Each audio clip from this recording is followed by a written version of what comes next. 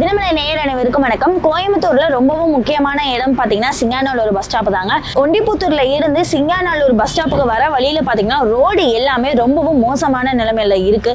அது மட்டும் இல்லாம இந்த ரோட்டுல கிட்டத்தட்ட ஒரு நாளைக்கு 40ல இருந்து 50,000க்கும் மேற்பட்ட வாகனங்கள் போயிட்டு வந்துட்டு இருக்குங்க.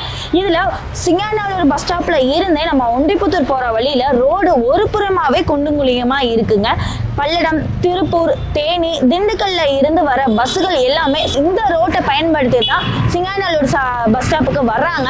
இங்க இருக்க பொதுமக்கள் கிட்டே கேட்டு தெரிஞ்சுக்கிறலாம் இந்த சாலை எவ்வளவு இடையூறா இருக்குன்னு சொல்லிட்டு.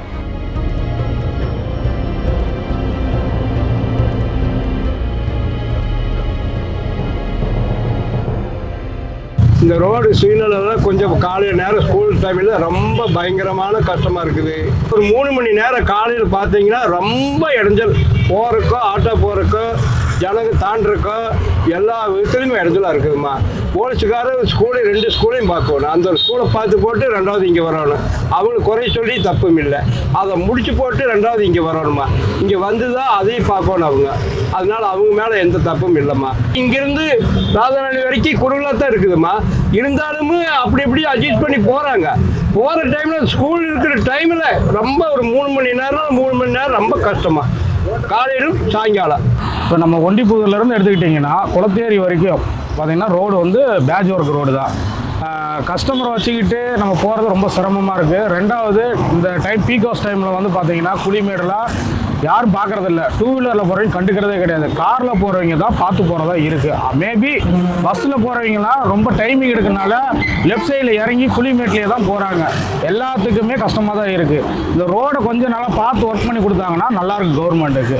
எங்கள்கிட்ட வர கஸ்டமர் எல்லாருமே வயசானவங்க, கன்சீவான லேடி, பேபிஸ் அதிகமாக வர்றது இவங்க தான் வராங்க. 2வது சீனியர் சிட்டிசன் தான் அதிகமாக வராங்க. இவங்களை வச்சுக்கிட்டு நாங்கள் ஸ்பீடாக போவோமா, மெதுவாக தான் போக முடியும். அந்த மெதுவாக போகும்போது பின்னாடி வர 2 வீலர்காரங்க அடிக்க முட்டுறாங்க. எல்லாமே நடக்குது. இது கவர்மெண்ட் வந்து ஒரு ஸ்டெப் எடுத்து கொஞ்சம் நீட்டாக எல்லா வேலையும் பண்ணி கொடுத்தாங்கன்னா ஆல் ஓவர் கோயம்புத்தூரில் வந்து பாதி ரோடு இப்படி தான் இருக்குது மேக்ஸிமம். இந்த ரோடு சிங்காநல்லூர்லேருந்து ஒண்டிப்புதூர் வரைக்கும் இப்படியே தான் இருக்குது. இந்த தண்ணி பைப் உடஞ்சி கிட்டத்தட்ட 6 மாதமாச்சு. இப்படியே தான் போயிட்டே தான் இருக்குது. இந்த வழியிலே தான் போகிறாங்க வராங்க, யாரும் எதுவுமே கண்டுக்கிறது இல்லை.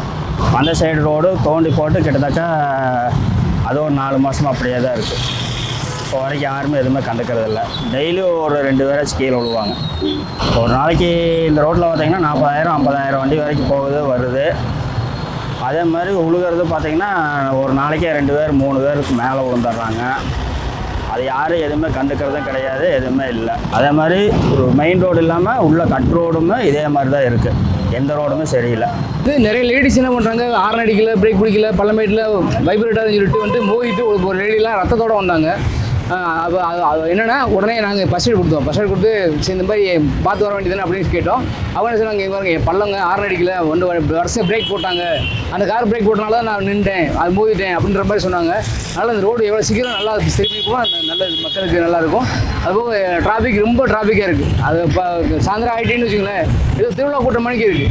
எப்படின்னா அவங்க இன்ச்சு பை இன்ச்சாக போயிட்டு இருக்காங்க. அதோட நிறைய ஆம்புலன்ஸ் வர வருது. அவங்க என்ன எமர்ஜென்சியில் வராங்கன்னு தெரியாது. ஆனால் அதுக்கு கூட வழி விடாமல் எல்லாமே, ஏன்னா அந்த இடத்துல நானாக இருந்தாலுமே போக முடியாது. ஏன்னா முன்னாடி ஒரு வண்டி இருக்கா, அது போனால் தான் நான் போக முடியும். அதனால் இதனால் நிறைய உயிரிழப்பும் மேக்ஸிமம் அந்த சீக்கிரம் ரோடு ரெடி பண்ணால் மக்கள் எல்லாம் ஃப்ரீயாக போயிட்டு வருவாங்க.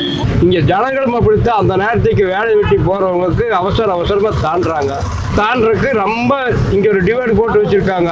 வயசானவங்க தாண்டுறதுக்கு ரொம்ப கஷ்டப்படுறாங்க. ஏமாந்தால் கீழே விழுந்துடுறாங்க. அதுக்கு இங்கே ஒரு சிக்னல் போட்டுட்டா நீட்டாக இருக்குது. அவங்க வாட்டில் அவங்க நின்று சாந்திக்கிறது எப்படி தெரியுங்களா, போட்டு 10 நாள் ஆச்சு. நிம்மதியாக போகிறாங்க. சிக்னல் விழுகுது, நிற்குது, போகிறாங்க. எந்த இடைஞ்சலும் கிடையாது. அதே மாதிரி இங்கே போட்டாங்கன்னா நல்லா தெளிவாக இருக்குமா.